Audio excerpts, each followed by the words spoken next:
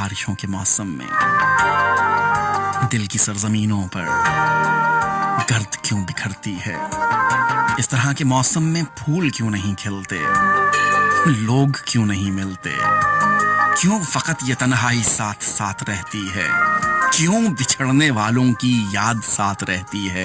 इतनी तेज बारिश से दिल के आईने पर से अक्स क्यों नहीं धुलते, जख्म क्यों नहीं सिलते, नींद क्यों नहीं आती, बारिशों के मौसम में आंख क्यों बरसती है, अश्क क्यों नहीं थमते, बारिशों के मौसम में लोग क्यों नहीं मिलते, बारिशों के मौसम में